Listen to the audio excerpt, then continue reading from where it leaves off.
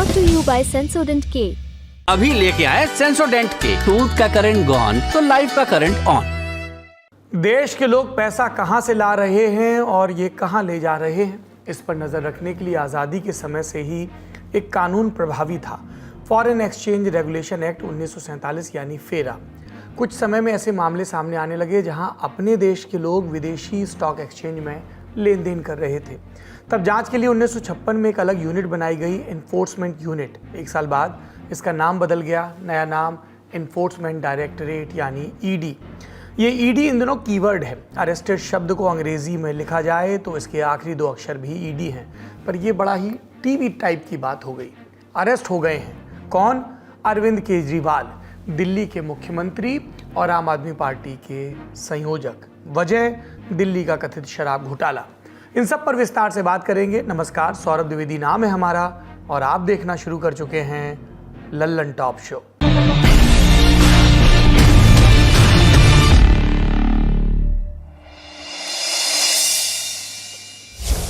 दिल्ली में शराब नीति घोटाले के आरोप में 21 मार्च की रात ईडी ने मुख्यमंत्री अरविंद केजरीवाल को उनके आवास से गिरफ्तार कर लिया था। 22 मार्च को केजरीवाल को दिल्ली की ही राउज एवेन्यू कोर्ट में पेश किया गया। ईडी ने कोर्ट से केजरीवाल की 10 दिन की रिमांड मांगी। ईडी की तरफ से पेश हुए थे वकील एसपी राजू और केजरीवाल की तरफ से अभिषेक मनु सिंघवी। ईडी ने केजरीवाल की रिमांड मांगते हुए जो कारण गिनवाए उसमें तमाम गंभीर आरोप थे, जैसे पहला, केजरीवाल दिल्ली के शराब घोटाले के किंगपिन हैं। केजरीवाल ने ही आबकारी नीति बनवाई, रिश्वत लेकर कुछ खास लोगों को फेवर दिया। दूसरा, पूरे घोटाले से आम आदमी पार्टी को जो पैसा मिला वो 2022 के गोवा विधानसभा चुनाव में लगाया गया। आपसे जुड़ा रहा कारोबारी विजय नायर इस पूरे मामले में मिडिल मैन था। तीसरा, केजरीवाल ने ही के कविता से मुलाकात की, उनसे कहा कि उन्हें दिल्ली शराब नीति पर मिलकर काम करना चाहिए। सारा पैसा कैश में ट्रांसफर किया गया।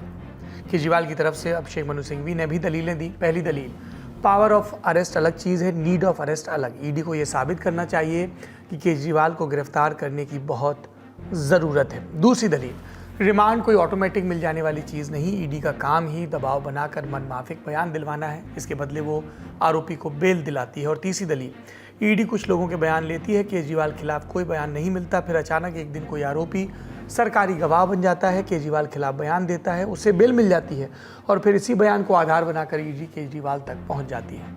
ये तो मुख्य दलीलें हुई। इससे पहले 21 मार्च की रात को जब केजरीवाल को गिरफ्तार किया गया तो उनके वकील पहुंचे सीधे सुप्रीम कोर्ट, अर्जेंट सुनवाई करने और गिरफ्तारी पर रोक लगाने की मांग की। रात में ही कोर्ट के रजिस्ट्रार से मुलाकात की कोशिश की ताकि सुनवाई हो सके, लेकिन समय मिला सुबह का। सुनवाई होती इससे पहले ही केजरीवाल के वकीलों ने सुप्रीम कोर्ट से अर्जी वापस ले ली और निचली अदालत का रुख किया। ऐसा क्यों किया गया? जब रात में सुप्रीम कोर्ट भागने की जल्दी थी तो अर्जी उतनी ही जल्दी वापस क्यों ले ली गई? आम आदमी पार्टी की ये क्या रणनीति है, हमने पूछा इंडिया टुडे के लिए लीगल मसलों को कवर करने वाले पत्रकार संजय शर्मा से। इसमें ये था कि ये कहा गया कि रजिस्ट्रार जो ऑन ड्यूटी होते हैं और उनके यहाँ से कहा गया कि हाँ, केजरीवाल के वकीलों ने उनसे संपर्क जरूर किया था, लेकिन जब उन्होंने चीफ से बात की तो चीफ जस्टिस ऑफ इंडिया को ने कहा कि इस मामले में अभी फिलहाल इतनी जल्दी कोई बेंच का गठन करना और वहां से रात को सुनवाई कराना, ऐसी कोई अर्जेंसी भी नहीं लग रही है। लिहाजा उन्होंने कहा कि सुबह ही इस मामले की सुनवाई कर सकते हैं। अर्जेंसी का मतलब ये कि या तो अगले दिन बिल्कुल कुछ ऐसा नुकसान हो जाएगा, इर्रिवर्सिबल नुकसान हो जाएगा, जिससे कि फिर आगे उसको पूरा करना मुश्किल होगा, जिसको कहते हैं अपूरणीय क्षति हो जाएगी। तो वैसा कुछ होने नहीं जा रहा था क्योंकि गिरफ्तारी हो चुकी थी। लिहाजा कोर्ट ने फिर इस मामले में ये कहा कि सुबह वो मेंशन करें, सुबह हम देखते हैं। सुबह जब उन्होंने मेंशन किया तो चीफ जस्टिस ने कहा कि बस अब वो 2 नंबर कोर्ट में जाएं और जस्टिस संजीव खन्ना की कोर्ट में जाकर कहें, वहां विशेष बेंच बैठती है और विशेष बेंच इस मामले में सुनवाई कर देगी। जब तक मामला सुनवाई पर आता तब तक केजरीवाल ने मन बना लिया कि इसे वापस ले लिया जाए। तो इसे ऐसा मान सकते हैं कि केजरीवाल के वकीलों को ये लगा कि इस पीठ से उन्हें बहुत राहत नहीं मिल सकती है। कई बार पीठ के जजों को देखकर भी बहुत सारा अंदाजा लगाया जा सकता है, तो उन्हें लगा कि शायद यहाँ पर राहत नहीं मिलेगी, इसलिए उन्होंने अपनी याचिका वापस ले ली। और उसके बाद फिर ऐसा ही हो गया कि यहाँ माहौल सुबह से बना हुआ था, लेकिन जब तमाशे का वक्त आया तो उसमें पता चला कि तमाशा फुस हो गया। तो गालिब ने इसीलिए लिखा भी है कि थी खबर गर्म के गालिब के उड़ेंगे पर्चे, देखने हम भी गए थे पर तमाशा न हुआ। तो तमाशा फिर शिफ्ट हो गया राउज एवेन्यू कोर्ट में, और राउज एवेन्यू कोर्ट ने सुनवाई पूरी की, जिसमें पहले ईडी ने अपनी बातें रखी, क्योंकि जो पहले मारे सो मीर, जो पहले कोर्ट पहुंचता है उसे अपनी बात कहने का मौका मिलता है, और उन्होंने अपनी बात रखी। दिल्ली शराब नीति मामले में कथित घोटाले के आरोप में मनीष सिसोदिया और संजय सिंह पहले से ही जेल में हैं। केजरीवाल को भी पूछताछ के लिए ईडी ने एक के बाद एक 9 समन भेजे, एक भी समन पर पेश नहीं हुए। कहा राजनीति प्रेरित है, गैर कानूनी है। केजरीवाल की गिरफ्तारी हो सकती है, अंदेशा पार्टी को पहले से था। प्रधानमंत्री नरेंद्र मोदी जी को अगर पूरे देश में, पूरे विपक्ष में किसी एक नेता से डर लगता है तो वो अरविंद केजरीवाल जी से डर लगता है। और अब वो ईडी नामक इस राजनीतिक हथियार का प्रयोग करना चाहते हैं चुनाव से पहले अरविंद केजरीवाल जी को गिरफ्तार करने के लिए। 2-3 दिन से इस मामले में हलचल तेज हो गई थी। 20 मार्च को केजरीवाल ने हाईकोर्ट में एक याचिका लगाई, कहा कि ईडी के बार बार आ रहे समन रद्द किए जाएं। अदालत ने पूछा आप पेश क्यों नहीं हो रहे। केजरीवाल की तरफ से जवाब दिया गया ईडी पूछताछ के बहाने बुलाकर गिरफ्तार करना चाहती, ये उनका गिरफ्तार करने का नया स्टाइल है। ऐसा ही संजय सिंह के साथ भी किया गया था। कोर्ट गिरफ्तारी से प्रोटेक्शन दिलवाए तो केजरीवाल पेश होने के लिए राजी हैं, पर कोर्ट ने इस दलील पर कोई राहत देने से केजरीवाल को मना कर दिया था। इसके बाद आनंद फानन में अगले ही दिन यानी 21 मार्च को केजरीवाल की तरफ से एक फ्रेश पिटीशन दिल्ली हाईकोर्ट में लगाई गई। फिर वही मांग, गिरफ्तारी से प्रोटेक्शन मिले, और कोर्ट का फिर वही फैसला, गिरफ्तारी से कोई प्रोटेक्शन नहीं मिलेगा। इस फैसले को कुछ ही घंटे बीते थे कि ईडी केजरीवाल के आवास पर पहुंच गई और कुछ देर पूछताछ के बाद उन्हें हिरासत में ले लिया गया। केजरीवाल की गिरफ्तारी के बाद राहुल गांधी ने ट्वीट किया और लिखा, डरा हुआ तानाशाह एक मरा हुआ लोकतंत्र बनाना चाहता है। मीडिया समेत सभी संस्थाओं पर कब्जा, पार्टियों को तोड़ना, कंपनियों से हफ्ता वसूली, मुख्य विपक्षी दल का अकाउंट फ्रीज करना भी आसुरी शक्ति के लिए कम था, तो अब चुने हुए मुख्यमंत्री की गिरफ्तारी भी आम बात हो गई है। बिहार के पूर्व मुख्यमंत्री लालू यादव ने भी ट्वीट किया कि हार के डर में गिरफ्तारी, ये लाचार मोदी सरकार लोकतंत्र को तार तार करती आई है और करती रहेगी। कांग्रेस अध्यक्ष मल्लिकार्जुन खड़गे ने लिखा, रोज जीत का झूठा दम भरने वाली अहंकारी भाजपा विपक्ष को हर तरह से चुनाव के पहले गैर कानूनी तरीके से कमजोर करने की कोशिश कर रही है। आम आदमी पार्टी के नेताओं की तरफ से भी प्रतिक्रियाएं आईं। उधर बीजेपी ने कहा केजरीवाल ने भ्रष्टाचार किया है और वो उसी का फल भोग रहे हैं। खास तौर से जिस तरह से इलेक्टोरल बॉन्ड का चंदा चोरी का महा घोटाला सामने आया है, आज उनको लगता है इस भ्रष्टाचार से हमारी नैया डूब जाएगी, और अगर अरविंद केजरीवाल बाहर होंगे तो मुखरता के साथ इस आवाज को उठाएंगे। राजनीतिक अहंकार को पूरा करने के लिए कल गिरफ्तारी की गई। पूरी गुंडागर्दी है। अरविंद केजरीवाल जी के घर वालों को हाउस अरेस्ट किया हुआ है। अरविंद केजरीवाल जी की माताजी एक दिन पहले अस्पताल से आई हैं, बेटे को अरेस्ट कर लिया, घर वालों को किसी से मिलने नहीं दिया जा रहा, शांतिपूर्ण प्रोटेस्ट रोका जा रहा है। आईटीओ पे हम जा नहीं सकते, 1 मिनट आईटीओ पे आते हुए हुआ और उठा के पुलिस वाले हमको फेंक रहे हैं। पूरी तानाशाही है। अपराधी भ्रष्टाचारी चाहे कितना भी चालाकी कर ले, वो अगर गलत करेगा तो फंसेगा। आज दिल्ली की जनता खुश है। दिल्ली की जनता गली गली में मिठाई बांट रही है कि हमको लूटने वाला आज गिरफ्तार हुआ, और माननीय कोर्ट ने स्वयं ही, यह गिरफ्तारी भी बड़ी विशेष है कि गिरफ्तारी से पहले गिरफ्तार होने वाले को पता था, 8-8 सम्मन को दरकिनार कर दिए। इलेक्ट्रॉनिक बॉन्ड्स की जानकारी आई तो सीए लागू किया गया, और उससे जब नहीं चला तो उन्होंने कहा कि इसको इतनी बार बुलाया था ईडी ने, ये दिल्ली के मुख्यमंत्री नहीं आ रहे, इनको गिरफ्तार कर लो। जो इलेक्ट्रोल बॉन्ड्स ने बीजेपी का बैंड बजाया है, उससे बचने के लिए और चुनाव में जनता का ध्यान हटाने के लिए काम कर रहे हैं। इस पूरे मामले पर अन्ना हजारे का भी रिएक्शन आया। उन्होंने कहा केजरीवाल ने तो कभी मेरी बात नहीं मानी। मैंने उसके बारे में 2 बार लेटर लिखा, मुझे बहुत दुख हुआ। अरविंद केजरीवाल जैसे आदमी जो मेरे साथ काम करता था,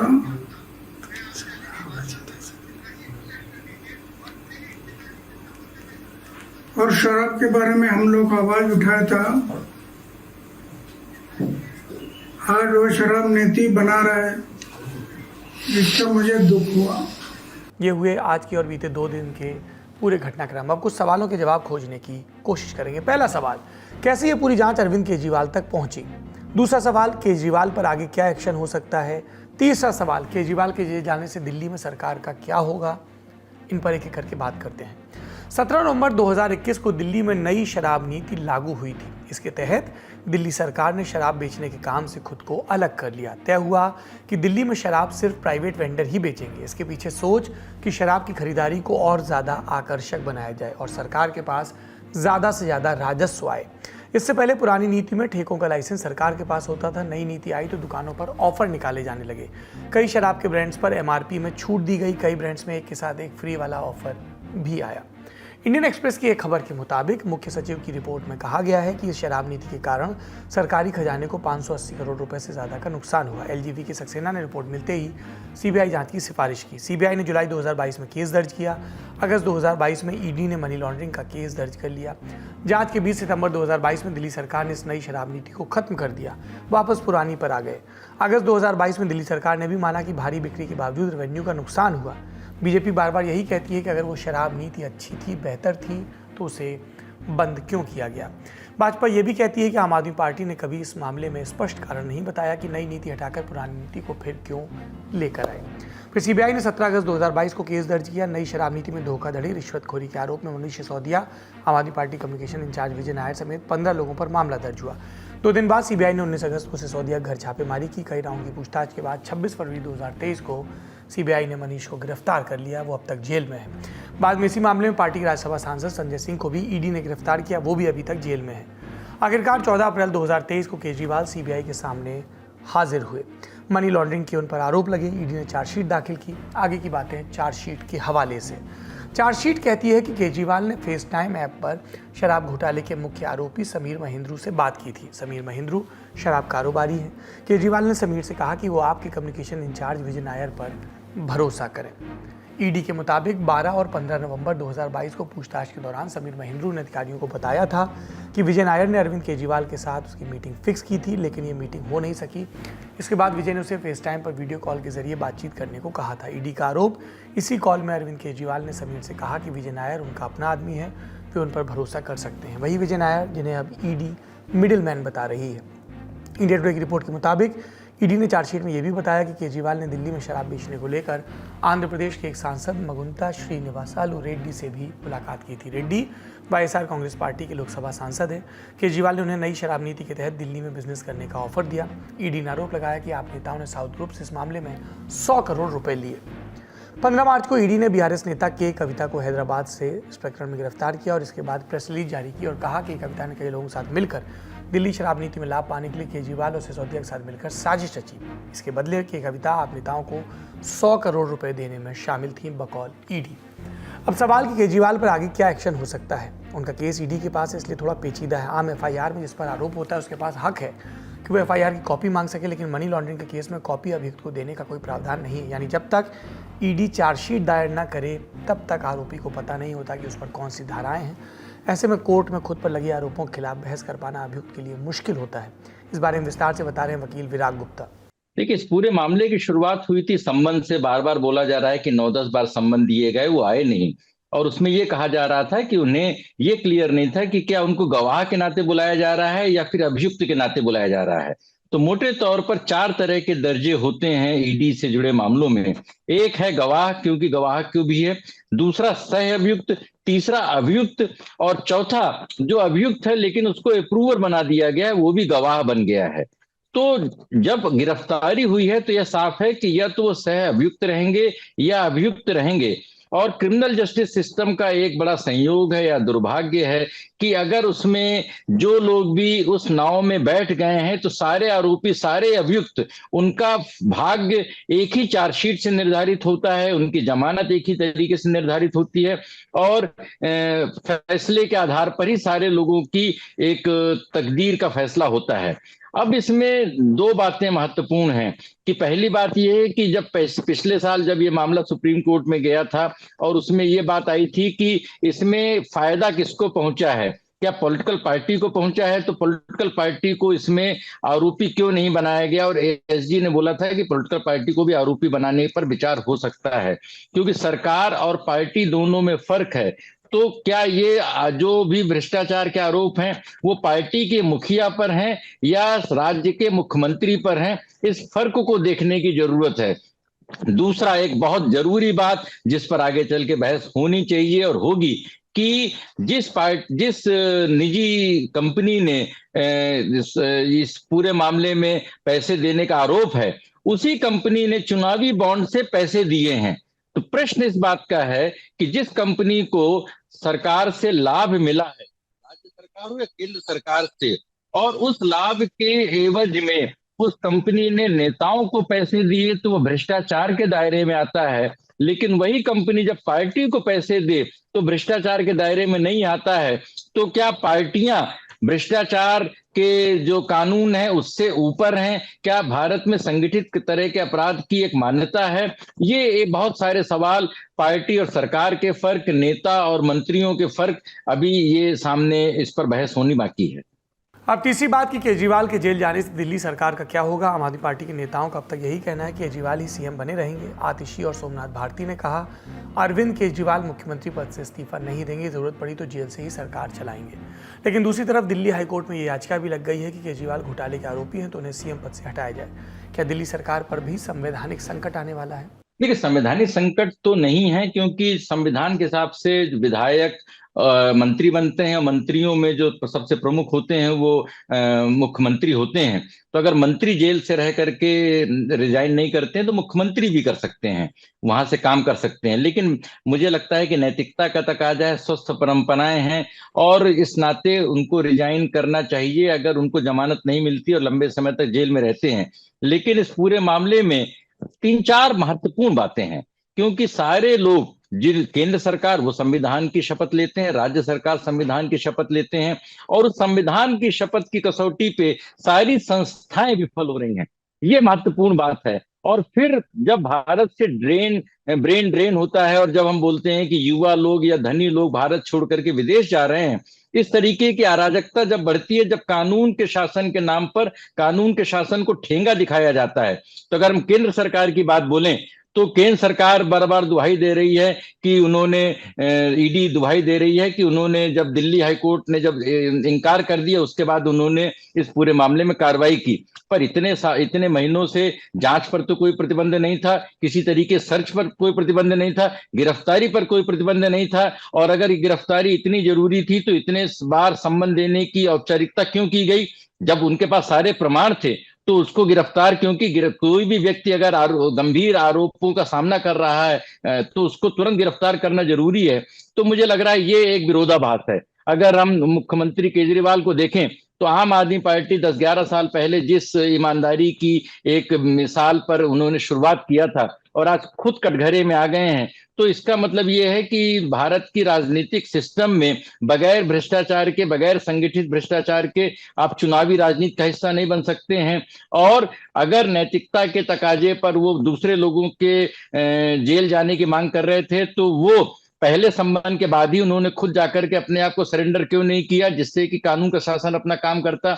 अगर जुडिशरी के लिहाज से देखें तो इस पूरे मामले में जिस तरीके से कानून के साथ एक खिलवाड़ हो रहा है कि कभी सुप्रीम कोर्ट में याचिका दायर होती है, फिर उसे वापस ले लिया जाता है, फिर निचली अदालत में होता है, तो कानून के सामने तो सभी लोग बराबर हैं। और जिस तरीके से सारे लोगों की याचिकाओं पर निर्धारण होता है, जिस तरीके से बेल पर बहस होती है, उसी तरीके से हम यहाँ बात करते हैं दिल्ली में कि सरकारी स्कूलों में, सरकारी अस्पतालों में ही वीआईपी लोगों का इलाज हो, उनकी शिक्षा हो, तो अदालतों में भी वीआईपी कल्चर खत्म होना चाहिए। और जिस तरीके से आम लोगों के मामलों की जांच आगे बढ़ती है, उनके बेल के मामले, उनकी सुनवाई के मामले, उसी तरीके से बड़े बड़े नेताओं के, बड़े बड़े मंत्रियों के, अफसरों के मामलों पर भी सुनवाई होनी चाहिए। आपने अरविंद केजरीवाल के मामले में दलीलें तो सुनी, पर आखिर में कोर्ट ने फैसला क्या दिया, सुनते हैं विस्तार से। आज पूरे दिन की सबसे बड़ी खबर यही रही, सबसे बड़ी चर्चा यही रही कि अरविंद केजरीवाल का अब क्या होगा। दिल्ली की राउज एवेन्यू कोर्ट में दोपहर करीब 2 बजे से अरविंद केजरीवाल के मामले में सुनवाई चल रही थी। ईडी की तरफ से पेश हुए थे वकील SV राजू और केजरीवाल की तरफ से पेश थे अभिषेक मनु सिंघवी। वही अभिषेक मनु सिंघवी, जिनका हम तमाम बड़े केसेस में नाम सुनते हैं, जो बीते दिनों कांग्रेस की तरफ से राज्यसभा के उम्मीदवार थे जब हिमाचल प्रदेश में वो राज्यसभा का चुनाव हार गए थे। इस बीच बड़ी खबर शाम को भी अरविंद केजरीवाल से ही जुड़ी रही, वो ये कि केजरीवाल को ईडी की रिमांड में भेज दिया गया है। 28 मार्च तक अरविंद केजरीवाल ईडी की रिमांड में रहेंगे। 7 दिन की रिमांड में उन्हें दिल्ली की राउज एवेन्यू कोर्ट ने भेज दिया है, यानी होली अरविंद केजरीवाल की अब रिमांड में ही बीतेगी। ईडी ने लगातार ये कहा था कि हमें दिल्ली का जो कथित शराब घोटाला है उस मामले में पूछताछ करनी है, इसलिए हमें रिमांड चाहिए। 10 दिन की रिमांड ईडी ने मांगी थी, रिमांड मिली है 7 दिन की। 7 दिन बाद एक बार फिर अरविंद केजरीवाल के मामले में सुनवाई होगी। उसके बाद ईडी एक बार फिर आगे की भी रिमांड मांग सकता है, अगर उन्हें ऐसा लगता है कि हमें अभी और पूछताछ करनी है।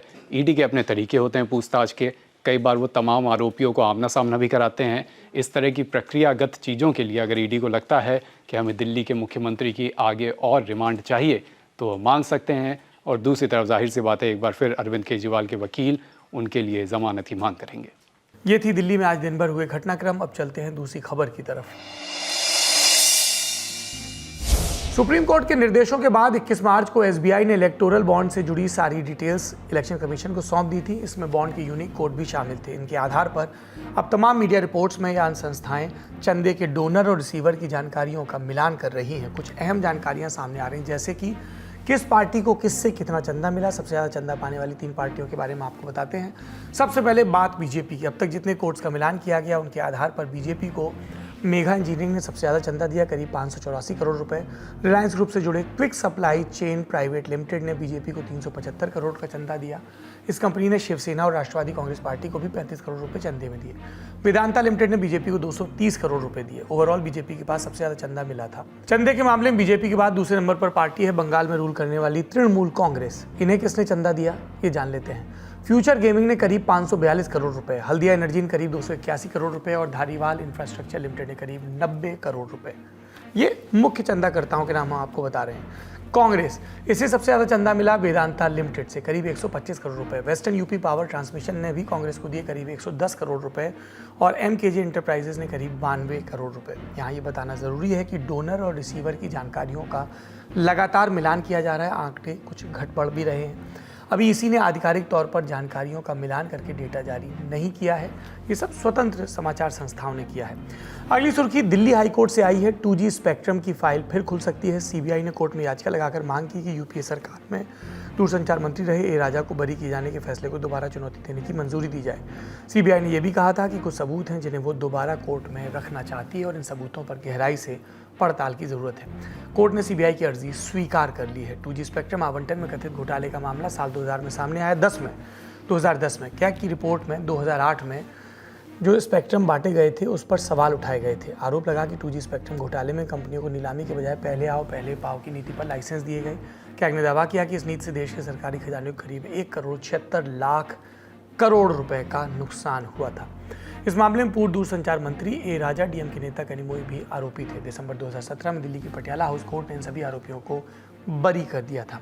निचली अदालत के इसी फैसले के खिलाफ सीबीआई ने अपील दायर की। 22 मार्च को दिल्ली हाई कोर्ट के आए फैसले के बाद अब इस केस की फाइल फिर खुल सकती है। 2G स्पेक्ट्रम ही वो केस था जिसमें तत्कालीन कैग विनोद राय ने बाद में माफी भी मांगी थी। उन्होंने कांग्रेस नेता संजय निरुपम पर आरोप लगाए थे कि उन्होंने घोटाले में तत्कालीन पीएम मनमोहन सिंह का नाम न लेने के लिए दबाव डाला। कोर्ट के फैसले के बाद इन आरोपों पर विनोद राय ने माफी मांगी थी। एक अहम सुर्खी हिमाचल प्रदेश से भी आ रही है। यहाँ के 3 निर्दलीय विधायकों ने इस्तीफा दे दिया है। ये 3 विधायक हैं नालागढ़ से विधायक केएल ठाकुर, देहरा से होशियार सिंह और हमीरपुर से आशीष शर्मा। यानी हिमाचल में अब कुल 6 नहीं बल्कि 9 सीटों पर उपचुनाव होगा। ये सभी वो विधायक हैं जो राज्यसभा के चुनाव के दौरान सत्ताधारी कांग्रेस को छोड़कर बीजेपी की तरफ आ गए थे। 3 निर्दलीय और 6 वो जिन्होंने कांग्रेस की बजट सत्र की व्हिप का उल्लंघन किया था और स्पीकर ने उन्हें अयोग्य घोषित कर दिया था। इन 6 विधायकों ने भी राज्यसभा में, जैसा आपको बताया, क्रॉस वोटिंग की थी और इसके बाद ही सुप्रीम कोर्ट में भी ये अपने अयोग्यता के फैसले को चुनौती देने गए थे, लेकिन वहाँ से रिलीफ नहीं मिली। जिन 3 निर्दलीयों ने इस्तीफा दिया है वो भाजपा से विधानसभा का उपचुनाव लड़ेंगे। कहा जा रहा है कि तीनों पीएम नरेंद्र मोदी, अमित शाह, जेपी नड्डा के नेतृत्व पर विश्वास जता रहे हैं और आरोप भी लगाया कि मुख्यमंत्री सुक्खू इनकी मांगों पर ध्यान नहीं दे रहे थे। अगली सुर्खी, प्रधानमंत्री नरेंद्र मोदी 22 मार्च को भूटान के 2 दिन के दौरे पर पहुंचे। भूटान के राजा जिग्मे वांगचुक ने पीएम को वहां पर सम्मानित किया। क्या सम्मान दिया? भूटान का सर्वोच्च नागरिक सम्मान, जैसे हमारे यहाँ भारत रत्न होता है, वहाँ पे होता है ऑर्डर ऑफ ड्रुक ग्यालपा, इससे सम्मानित किया गया। पीएम मोदी ने कहा कि वो इस सम्मान को 140 करोड़ भारतीयों को समर्पित करते हैं। भारत और भूटान मिलकर कई फ्यूचरिस्टिक प्रोजेक्ट पर काम कर रहे हैं। हम मिलकर हाइड्रो पावर प्रोजेक्ट का निर्माण कर रहे हैं। भूटान के प्रोजेक्ट से उत्पन्न होने वाली बिजली भारत को निर्यात की जा रही है। इससे भूटान को फॉरेस्ट का लाभ मिल रहा है। अब बारी है लोकसभा चुनाव से जुड़े दिन भर के अपडेट्स को जानने की। देखिए, पहली बड़ी खबर तो ये है कि एक पार्टी जो एनडीए में आती हुई दिख रही थी, आज तय हो गया कि वो एनडीए में नहीं आ रही है। ओडिशा में भारतीय जनता पार्टी और बीजू जनता दल अलग अलग चुनाव लड़ेंगे, ये आज साफ हो गया। और सिर्फ लोकसभा में ही नहीं अलग अलग लड़ेंगे, विधानसभा भी अलग अलग लड़ेंगे। बीजेपी के जो प्रदेश अध्यक्ष हैं मनमोहन समल, उन्होंने ट्वीट किया कि ओडिशा में मोदी सरकार की अनेक कल्याणकारी योजनाएं जमीन पर नहीं पहुंच पा रही हैं, जिससे ओडिशा के गरीब बहनों भाइयों को उनका लाभ नहीं मिल पा रहा है। भाजपा इस बार लोकसभा की सभी 21 सीटों पर और विधानसभा की सभी 147 सीटों पर अकेले चुनाव लड़ेगी। तो जो नवीन पटनायक दिल्ली आए थे, जो नेगोशिएशंस हुई थी, उसका कुछ नतीजा, पॉजिटिव नतीजा नहीं निकला एनडीए के लिए। बिहार में लालू यादव की दोनों बेटियां इस बार लोकसभा चुनाव लड़ सकती हैं, ऐसा कुछ मीडिया रिपोर्ट्स में दावा किया गया है। लालू को किडनी डोनेट करने वाली उनकी बेटी रोहिणी, कहा जा रहा है उनके बारे में कि वो सारण सीट से चुनाव लड़ सकती हैं और इस सीट से भी राजीव प्रताप रूडी सांसद हैं भारतीय जनता पार्टी के। 2008 में परिसीमन होने से पहले ये सीट छपरा थी। लालू लंबे समय से यहीं से सांसद रहे हैं, तो एक तरह से वो अपने पिता के ट्रेडिशनल एरिया में जाकर के, अब सीट का नाम बदल गया, चुनाव लड़ सकती हैं अगर ये मीडिया रिपोर्ट सही हैं तो। जबकि जो बड़ी बेटी है उनकी मीसा भारती, वो पाटलिपुत्र सीट से एक बार फिर चुनाव लड़ेंगी। ये सीटें भी अभी भाजपा के पास है, ये वाली सीट भी। मीसा पिछले 2 चुनाव यहाँ से हार चुकी हैं। केजरीवाल के अरेस्ट के खिलाफ शिकायत करने विपक्षी दलों का एक प्रतिनिधिमंडल चुनाव आयोग पहुंचा। कहा कि चुनाव के समय सरकार विपक्ष पर दबाव बनाने के लिए ऐसा कर रही है। कांग्रेस की ओर से अभिषेक मनु सिंघवी के साथ साथ टीएमसी के डेरेक ओब्रायन, मोहम्मद नदीमुल हक, सीपीआईएम के सीताराम येचुरी, आम आदमी पार्टी से संदीप पाठक, पंकज गुप्ता और एनसीपी शरद पवार गुट की ओर से जितेंद्र आहवाड़, डीएमके की ओर से पी विल्सन, समाजवादी पार्टी की ओर से जावेद अली और कांग्रेस के महासचिव केसी वेणुगोपाल ये शिकायत लेकर चुनाव आयोग पहुंचे। आज का ललन टॉप शो यहीं समाप्त होता है। अपना और अपनों का ख्याल रखिए। हम चले अपने गांव, अपने बुंदेलखंड। होली के बाद आपसे मुलाकात होगी, पर खबरों का सिलसिला ललन टॉप पर चलता रहेगा। होली की खूब शुभकामनाएं। सभी बड़ों को प्रणाम हाथ जोड़कर, सभी छोटों को शुभाशीष। शुभ रात्रि।